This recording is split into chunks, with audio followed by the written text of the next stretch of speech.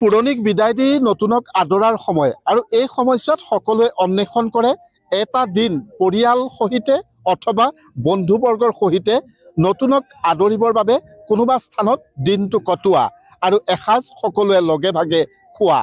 আপুনি যদি যোৰহাটৰ তেতিয়া এইবাৰ কিন্তু এটা নতুন স্থানৰ আপোনাক হাত বাউলি দি মাতিছে।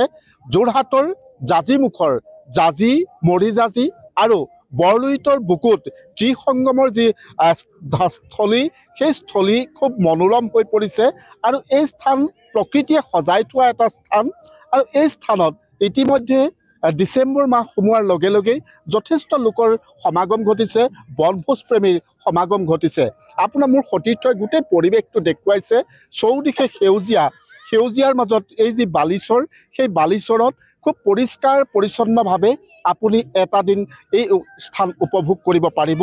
আৰু ইয়াতে এইবাৰ এই যি স্থান এই স্থানত এটা গ্ৰাম্য পৰ্যটন গঢ়ি তুলিবৰ কাৰণে এই অঞ্চলৰ কেইগৰাকীমান যুৱক যুৱতীয়ে বিশেষভাৱে পদক্ষেপ লৈছে আৰু কিছু তেওঁলোকে ইয়াত ৰং তেল সানি সজাই পৰাই তুলিছে।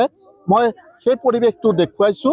খুব সুন্দৰকৈ তেওঁলোকে এখন দলঙেৰে সংযোগ কৰাই এই স্থানতেই আচলতে বনভোজ প্ৰেমী লোকসকল আহি এটা দিন কটাবৰ বাবে সকলো আহিছে। মই উদ্যোক্তা আছে, কেনেকুৱা ইয়াতে কিমান পাৰ্টি টিম আহিছে? আজি প্ৰায় আপোনাৰ 30-40মান পাৰ্টি আহিছে। কিমান দিনৰ প্ৰস্তুতি? আমাৰ প্ৰায় আপোনাৰ 2-2.5 মাহমানৰ প্ৰস্তুতি হৈ আছিলে। 2.5 মাহমান প্ৰস্তুতি চলাইছে। হয়। কি পাব ইয়ালৈ বনভোজ দল আহি কি পাব? যথেষ্টখিনি সুবিধা কৰা হৈছে আৰু তেওঁলোকে যদি দূৰণিৰ পৰা যদিও বনভোজস্থলীলৈ আহে আৰু তেওঁলোকক কিছু আমি সুবিধা কৰি দিয়া হ'ব। তেওঁলোকে খালি কণ্টেক্ট কৰিব লাগিব, মানে খোৱা বোৱাৰ চব ব্যৱস্থা কৰা হ'ব। আৰু দেখিছো অস্ত্ৰ চালনাৰো ব্যৱস্থা হৈছে। আছে। ঘোঁৰাৰ ইয়াতে জকি লগত আছে। আৰু কি সুবিধা পাব? আৰু আপোনাৰ নাৱৰ সুবিধা পাব, নৌকা বিহাৰ। হয়। আৰু আপোনাৰ দলংটো দিয়া আছে, আপোনালোকে দেখিছে। আৰু আপোনাৰ বহুতো সুবিধা আছে, সেইখিনি আপোনালোকে যেতিয়া আহিব তেতিয়া উপভোগ কৰিব পাব। আৰু আমাৰ এতিয়া প্লেনিংটো কৰি থকা হৈছে আৰু যথেষ্ট কাম বাকী আছে। 1 জানুৱাৰীলৈকে আমি সেই কামখিনি আমি সম্পূৰ্ণ কৰিম বুলি ভাবি আছো। কিমানজনে কৰিছে আপোনালোকে? আমি প্ৰায় 12-13জন মান আছো। 12-13 গৰাকী যুৱক যুৱতী মিলি মানে গ্ৰাম্য পৰ্যটন গঢ়াৰ চেষ্টা। হয়। আশাবাদী? যথেষ্ট আশা আছে। বনভোজ প্ৰেমী সকললৈ কিবা আহ্বান জনাব নেকি? স্বাভাৱিকতে দেখা যায় যে বালিচৰত বনভোজ খাবলৈ আহাৰ পিছত কিন্তু জেগাটো একেবাৰে লেতেৰা কৰি যায়। ইয়াতে পলিথিনৰ পৰা আৰম্ভ কৰি প্লাষ্টিকৰ পৰা আৰম্ভ কৰি তেনেকুৱা কৰি থৈ যায়। কিবা আহ্বান জনাব নেকি? হয়, মই বনভোজ প্ৰেমী ৰাইজক মই এটাই অনুৰোধ কৰিম যে তেওঁলোকে যিটো পৰিষ্কাৰ পৰিচ্ছন্নতাটো দেখিছে আৰু সেই তেওঁলোকে যাতে ইয়াত যিটো পৰিষ্কাৰ পৰিচ্ছন্নতাটো দেখিছে তেওঁলোকে যে উভতি যোৱাৰ সময়তো যে সেই পৰিষ্কাৰ পৰিচ্ছন্নতাটো যে বজাই ৰাখে, মই সেইটোৱে অনুৰোধ কৰিছোঁ। কি নাম আপোনাৰ? মোৰ নাম ক্ৰিষ্টিনা ভকলিন। ইয়াতে সেলফি পইণ্ট বনোৱা হৈছে। হয়। আপুনি দলঙত আহিলে এয়া চাইডত 2টা সেলফি পইণ্ট পাব। তাতে আপোনালোকে সেলফি ল'ব পাৰিব। তেনেকে নাৱৰ সুবিধাও আছে। ঘোঁৰা আপোনালোকে দেখিছে, তাত আপোনালোকে ঘোঁৰাৰ হেৰিও দিয়া হৈছে। অস্ত্ৰ চালনা কৰিব পাৰিব। আজিকালি সেলফিটো মেইন, সেইকাৰণে সেলফি পইণ্ট বনাই দিয়াও হৈছে।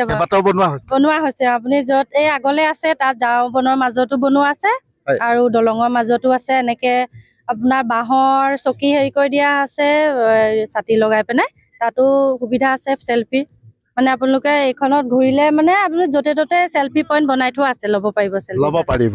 ধন্যবাদ জনাইছো আৰু শুভেচ্ছা জনাইছো নতুন বছৰৰ। মই কিছু বনভোজৰ বহু দল ইতিমধ্যে আছে ইয়াতে। মই তেওঁলোকৰ পৰা অকণমান প্ৰতিক্ৰিয়া ল'ম। যিহেতু মোৰ সতীৰ্থ দেখুৱাইছে খুব এটা ধুনীয়া পৰিৱেশ। এইটো প্ৰকৃতিয়ে আচলতে নিজে সজাই থোৱা এটা পৰিৱেশ। তাতে কিছু ৰং তুলিকা সানিছে আৰু ৰাইজক আকৰ্ষিত কৰিব পৰাকৈ এটা পৰিৱেশ গঢ়ি তুলিছে। দাদা আপুনি যোৰহাটৰ? হয়, মই যোৰহাটৰ। ভাল লাগিছে?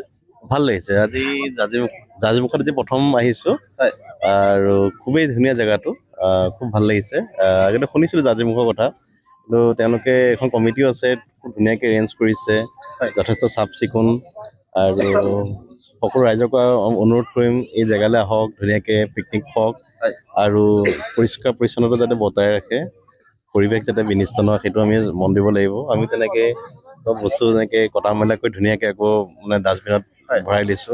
আকৌ যোৱাৰ সময়ত তেনেকে জ্বলাই মেলি থৈ যাম। আৰু যিহেতু এটা যান্ত্ৰিক যুগ, এই যুগৰ এই সময়ছোৱাত আচলতে ব্যস্ততাৰ মাজত অকণমান লাগে এনেকুৱা পৰিৱেশ হয়নে? হয় হয় যথেষ্ট লাগে একচুৱেলি ময়ো এতিয়া মানে কালি যোৰহাট পাইছোহি মই 4-5 দিনমান বাহিৰতে আছিলোঁ অফিচৰ কামত বাহিৰত যাবলগীয়া হৈছিলে কালি ৰাতি পাইছোহি প্ৰায় 9টা 9:30 বজাত আকৌ আজি ৰাতিপুৱা আহিছে পিকনিক খাবলৈ আহি পেলাই যথেষ্ট ভাল লাগিছে এইটো আমি ফেমিলি পিকনিক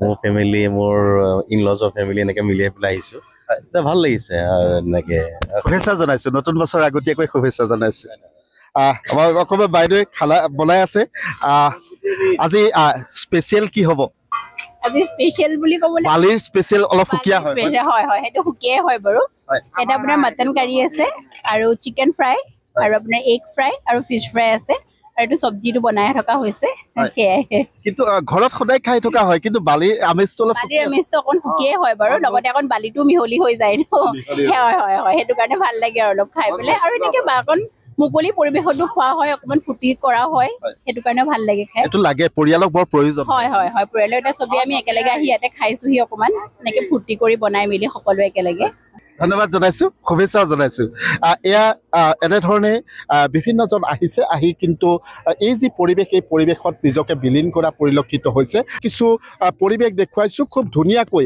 জাজিমুখ ভিউ পইণ্ট বুলি যিটো দেখিছে এইটো হৈছে যোৰহাটৰ এটা অন্যতম এটা বনভোজস্থলী আৰু এই স্থলীটোতে ইতিমধ্যে যথেষ্ট লোকৰ সমাগম ঘটিছে আৰু সকলোৱে আনন্দ স্ফূৰ্তি কৰি ইয়াতে তেওঁলোকে এসাঁজ সকলোৱে একেলগে খোৱাৰ সকলোৱে দিহা কৰে বাইদেউ ক'ৰ পৰা অহা হৈছে অকণমান এইফালে ঘূৰি দিলে সুবিধা হ'ব আমি যোৰহাটৰ পৰা আহিছোঁ হয় যোৰহাটৰ পৰা আহিছোঁ আমি কেনেকুৱা লাগিছে ইয়াত ভাল লাগিছে ভাল লাগিছে প্ৰথম আহিছোঁ ইয়ালৈ পৰিয়ালসহ আহিছে নে আমাৰ ষ্টাফ আহিছে বিজনেছ আছে লেবৰেটৰী ষ্টাফখিনি লৈ আমাৰ পৰিয়াল চব আহিছোঁ সকলো অহা সকলো আহিছোঁ মানে যিহেতু বছৰ শেষ খবৰ হৈছে নতুন বছৰ আহি আছে এইকেইটা দিনত ভাল লাগে হয় ভাল লাগে সেইকাৰণে আমি প্ৰতি বছৰে এটা এটা পিকনিক এনেকৈ আয়োজন কৰোঁ এইবাৰ ভাবিলোঁ আমি যোৰহাটৰ এই জাজিমুখলৈকে আহোঁ বুলি সেইকাৰণে ইয়ালৈকে আহিছোঁ ভাল লাগিছে পৰিৱেশটো ধুনীয়া এটা পৰিৱেশ ধুনীয়া পৰিৱেশ আহিব পাৰে বেলেগ মানুহো ইয়াত আহিব পাৰে ভাল লাগিছে পৰিৱেশটো প্ৰাকৃতিক পৰিৱেশ আৰু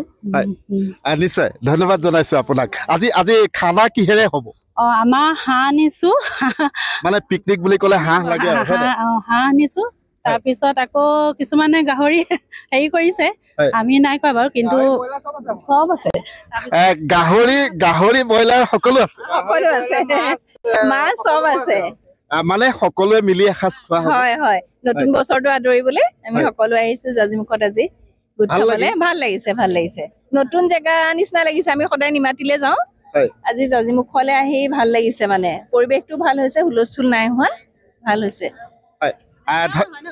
ধন্যবাদ জনাইছোঁ আপোনাক মই আচলতে প্ৰকৃতিয়ে সজাই থোৱাৰ দৰে ইয়াতে এই পৰিৱেশ মই সেই পৰিৱেশটো দেখুৱাইছোঁ মই যিগৰাকী যুৱকে ইয়াতে আচলতে এই যি পৰিৱেশ গঢ়ি তুলিছে অকণমান আগলৈ গ'লে সুবিধা হ'ব সেয়ে মই অকণমান তোমাৰ পৰাও জানিব লাগিব কেনেকুৱা প্ৰস্তুতি প্ৰায় হৈ গৈছে হয় হয় প্ৰস্তুতি হৈ গৈছে মানে বিভিন্ন ধৰণৰ সজোৱা হৈছে অকণমান কেমেৰাৰ ফালে চাই দিলে সুবিধা হ'ব মানে বিভিন্ন ধৰণৰ সজোৱা হৈছে মানে প্ৰত্যেক বছৰে মানে যোৰহাট জিমখানাত ঘোঁৰাৰ খেল যিটো প্ৰদৰ্শন কৰায় যিজন ট্ৰেইনাৰ এইজনো মানে ঘোঁৰাৰ আনিছোঁ ঘোঁৰাটো উঠিব পাৰিব আৰু কি কয় আমি সিপাৰলৈ যাব পৰাকৈ ধুনীয়াকৈ দলং চলং বনাই দিছোঁ ইটোতো ধুনীয়া জেগা হৈ আছে এইফালেও জেগা আছে আপোনালোকে আহি মানে কোনো অসুবিধা নহয় মানে পানী চানীও আছে আৰু য'ত নেকি জাজিমুখ বুলি ক'লে 3খন নদীৰ সংগমস্থল ইয়াত আপোনালোকে দেখিবলৈ পাব মই কিছু নদীৰ সিপাৰৰ পৰিৱেশ দেখুৱাম এয়া যি স্থানত আছোঁ সেই স্থানত দেখিছে ইতিমধ্যে বনভোজ প্ৰেমীৰ